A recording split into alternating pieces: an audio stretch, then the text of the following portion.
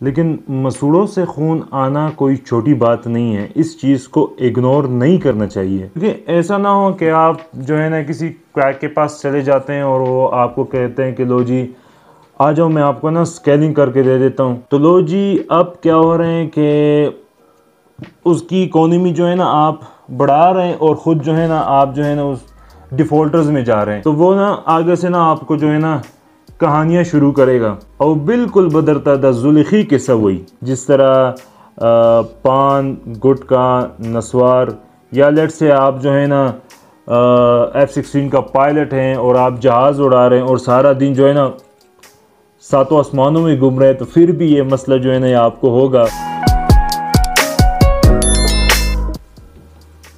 ये जो तस्वीर में आपको नज़र आ रहे हैं, आपको क्या लगता है ये क्या चीज़ है? इस केस के हवाले से आप लोगों को मैं इस वीडियो के एंड में बताऊंगा कि ये है क्या चीज़ और ये क्यों हुआ है। अस्सलाम वालेकुम नाजरीन, उम्मीद करता हूँ आप सब ठीक होंगे, खैरियत से होंगे। मैं हूँ आपका डेंटिस्ट हारून शाह। तो नाजरीन, मेरा जो आज का जो टॉपिक है it's all about bleeding from gum, यानी कि मसूड़ों से खून आना। मसूड़ों से खून क्यों आता है? इनके बहुत सारे वजूहात हैं। कुछ डेंटल है, कुछ मेडिकल है और कुछ जनरल है। और जनरल में कुछ टेक्निक्स हैं जो हम यूज़ करते हैं in order to maintain good oral hygiene, लेकिन due to lack of guidance वो कुछ टेक्निक्स जो होते हैं वो हम सही से अदा नहीं कर पाते हैं। लेकिन मसूड़ों से खून आना कोई छोटी बात नहीं है। इस चीज़ को इग्नोर नहीं करना चाहिए। इसका मैं आप लोगों को एक छोटा सा एग्जांपल दे देता हूँ, और वो ये है कि जब भी आपके दांत में जब दर्द शुरू हो जाता है तो ये एक काइंड ऑफ इंडिकेशन है आपके लिए कि आपके दांत में कुछ ना कुछ मसला चल रहा है। लेट्स से अगर आपको कैरीज हैं और आप डेंटिस्ट के पास नहीं गए तो लेटर ऑन आपको उस चीज़ से सूजन हो सकती है, and it can also affect your medical health as well in form of fever, swelling, infection and all. तो आपने इस चीज़ को बिल्कुल भी इग्नोर नहीं करना है। आपने ये नहीं कहना है कि लो जी बस जाने दें। और वैसे भी ना आपको पता है कि हम तो लो जी पाकिस्तानी अवाम है, और लेट से अगर मेरे घर के बाहर कोई नाली बंद हो गई हुई है तो मैं क्या करूँगा ना कि लो जी मैं एक दो दफ़ा ना सफाई वाले को बुलाऊँगा, उसे साफ़ करवाऊँगा। और फिर आपको तो पता है कि लोग तो बाज नहीं आते हैं, नाली को एज अ डस्टबिन यूज़ करते हैं। तो एक दो दफ़ा साफ़ करने के बाद फिर मैं भी कहूँगा कि लो जी बस जाने दे, नहीं साफ़ कराते हैं। तो पता है फिर क्या होगा? फिर भाई जी वो होगा कि बारिश आता है तो पानी आता है। So let's begin with the main topic of today. तो चलो शुरू करते हैं डेंटल प्रॉब्लम से। तो लेट्स से अगर आपका ओरल हाइजीन जो है वो ठीक नहीं है तो जाहिर सी बात है कि आपके दांतों के ऊपर प्लाग और कैलकुलस तो ज़रूर होंगे। तो उससे होगा क्या कि आपको जो है ना गम की इन्फ्लेमेशन होगी, जिसको मेडिकल टर्म में हम जिंजिवाइटिस कहते हैं। और अगर आपने जिंजिवाइटिस को इग्नोर किया, आपने कहा चलो जी जाने दे, ये तो सबको होते हैं, तो फिर आपका जो सामना होगा वो होगा पेरियोडोंटाइटिस से, जो कि जिंजिवाइटिस से कई गुना ज़्यादा ख़तरनाक है। और पेरियोडोंटाइटिस में क्या होता है कि आपको जो है ना आपके जो गम हैं वो उनका रिसेशन शुरू हो जाते हैं। मतलब कि जो आपका जो मसूड़ा है वो नीचे को चला जाता है और उससे आपके जो दांतों के जो जड़ हैं वो नज़र आने लग जाते हैं, और फिर इवेंचुअली आपके जो दांत हैं वो हिलने लग जाते हैं, which can later on lead to tooth loss. अब बिलफर्ज आपका जो मसला है वो किसी डेंटल इशू से नहीं है और आपका जो मसला जो है वो किसी मेडिकल इशू से है, लेकिन आपको ये बताएगा कौन कि आपको जो मसला है वो किसी मेडिकल इशू से है? ये आपको बताएगा एक वेल क्वालिफाइड रजिस्टर्ड डेंटिस्ट। क्योंकि ऐसा ना हो कि आप जो है ना किसी क्रैक के पास चले जाते हैं और वो आपको कहते हैं कि लो जी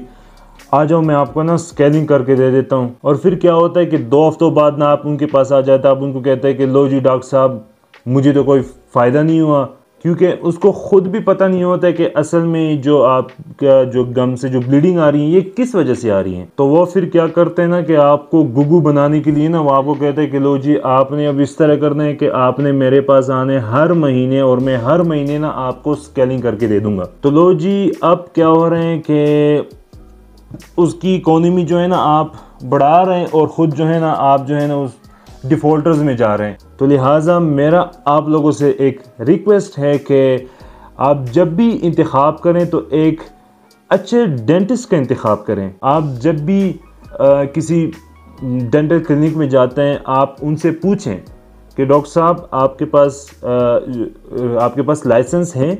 अगर उसके पास लाइसेंस हुआ तो एक तो ये कि वो आपको अप्रिशिएट भी करेगा कि आपने उससे ये सवाल पूछा, और अगर बिलफर्ज वो क्वैक निकला तो वो ना आगे से ना आपको जो है ना कहानियाँ शुरू करेगा, और बिल्कुल बदरता जुल्खी किस्सा वही।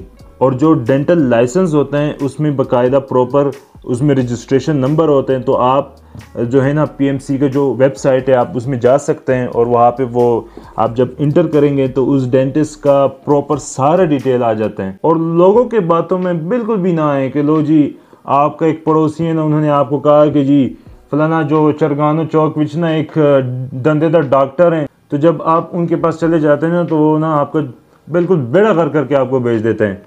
तो चलो अब आते हैं जो मेडिकल हेल्थ रिलेटेड जो प्रॉब्लम्स हैं उनको ज़रा डिस्कस करते हैं। मेडिकल में जो सबसे जो कॉमन है वो है ब्लड रिलेटेड प्रॉब्लम्स, जिस तरह लो प्लेटलेट्स काउंट होते हैं जो कि ल्यूकीमिया की वजह से हो सकते हैं, और ल्यूकीमिया जो एक काइंड ऑफ कैंसर है और इसके साथ साथ जो है ना एनीमिया की वजह से भी हो सकते हैं। तो इससे क्या होगा कि आपका जो खून में जो क्लॉट बनाने वाला जो सलाहियत है वो डिस्टर्ब होगा, और फिर इनके लिए आपका जो डेंटिस्ट है वो आपका कुछ टेस्ट करवाता है, जिस तरह सीबीसी हुआ, कंप्लीट ब्लड काउंट, और इसके साथ साथ जो है ना जो ब्लीडिंग टाइम का जो टेस्ट हैं वो, और इसके साथ साथ सीटी जो क्लॉटिंग टाइम वाले जो टेस्ट हैं, ये कुछ टेस्ट अहम टेस्ट हैं जो आपका जो डेंटिस्ट जो है वो आपका कराता है। और इसके साथ साथ अगर आपको स्कर्वी है जो कि विटामिन सी की वजह से होता है, अमूमन जब आपके डाइट में सिट्रस फूड का कमी हो, जिस तरह लेमन हुआ, ऑरेंज हुआ, और इसके साथ साथ अगर आपको विटामिन B12 की कमी है, जिसमें पेशेंट आपको कहते हैं कि डॉक्टर साहब मेरे जो उंगलियां हैं उनमें ना थोड़ा सा नमनेस फील होता है। और इसके अलावा प्रेगनेंसी में भी ये मसला बहुत कॉमन है, क्योंकि वहाँ पे ना हार्मोनल चेंजेस बहुत होते हैं। और एट द एंड कुछ मेडिसिन हैं जिनकी वजह से भी ये हो सकता है, जिस तरह फेनिटोइन जो है, जो कि हम सीज़र के पेशेंट को देते हैं, जो फिट वाले जो पेशेंट्स होते हैं उनको हम ज़्यादातर देते हैं। और इनसे क्या होता है कि आपको लेटर ऑन जिंजिवाइटिस होते हैं, और gingivitis can later on it can cause bleeding. और इसके अलावा लेट्स से अगर आप जो ब्रशिंग टेक्निक यूज़ कर रहे हैं वो सही नहीं है, और आपका जो ब्रश है वो बहुत ज़्यादा हार्ड है, और याद रखें नॉर्मल जो हेल्थी पीपल होते हैं उनके लिए हम जो है ना सॉफ्ट ब्रश यूज़ करते हैं, और मीडियम ब्रश जो है वो हम ज़्यादातर जो स्मोकिंग के जो पेशेंट होते हैं जिनके दांतों के ऊपर जो स्टेन्स होते हैं तो उनमें यूज़ करते हैं। और एट द एंड जो हार्ड ब्रश होते हैं वो लोग यूज़ करते हैं जो डेंचर पहनते हैं। और लास्टली अगर आप बाज नहीं आते हैं और आप जो है ना तरह तरह के गंदे नशे करते हैं तो ये मसला जो है ना ये आपको ज़रूर होगा, जिस तरह पान, गुटखा, नस्वार, या लेट से आप जो है ना F-16 का पायलट हैं और आप जहाज़ उड़ा रहे हैं और सारा दिन जो है ना सातों आसमानों में घूम रहे हैं, तो फिर भी ये मसला जो है ना ये आपको होगा। तो लिहाजा आप इन चीज़ों को अवॉइड करें और इन नशों से आप बचें। और हाँ, मज़े की बात, बहुत सारे लोग जो है ना वो ये कहते हैं कि हम जो है ना नस्वार पे इसलिए आ गए थे कि बचपन में ना मेरे दांत में ना दर्द था, तो क्या हुआ कि मेरे चाचा या मामू ने मेरे दांत के ऊपर जो है ना नस्वार रखा, तो उससे क्या हुआ कि मुझे मेरा दर्द तो ठीक तो हुआ लेकिन मैं फॉर एवर जो है ना बंगी बन गया। और इसलिए ये साला जो है ना अभी तक ख़त्म नहीं हो रहा है, क्योंकि आधे से ज़्यादा अवाम को जो है ना ये चाचा और मामू से जो है ना विरासत में मिले। और इससे ना वो मुझे ना वो एक डायलॉग याद आ गया। वो क्या कहते हैं कि एक नस्वार का चुंडी का कीमत तुम क्या जानो, सर को सुकून मिलता है। तो चलो नाजरीन, अब आते हैं इस केस पे। तो दोस्तों, it's a case of scurvy जो कि मैं ऑलरेडी डिस्कस कर चुका हूँ। और ये अमूमन जब सिट्रस फ्रूट का जब ऑफ सीज़न चल रहा होता है तो ये उस टाइम पे बहुत ज़्यादा कॉमन होता है। और इसके साथ साथ दोस्तों, अगर आपको मेरी ये वीडियो अच्छी लगी so make sure to share it with your friends and family. और इसके साथ साथ मेरे चैनल को सब्सक्राइब करें, इंस्टाग्राम पे मुझे फॉलो करें, अपने भाई को थोड़ा बहुत सपोर्ट शो करें। तो इंशाल्लाह मिलते हैं अगले वीडियो में, तब तक अपना ख्याल रखिएगा, मुझे इजाज़त दे दें एंड अल्लाह हाफिज़, टेक केयर।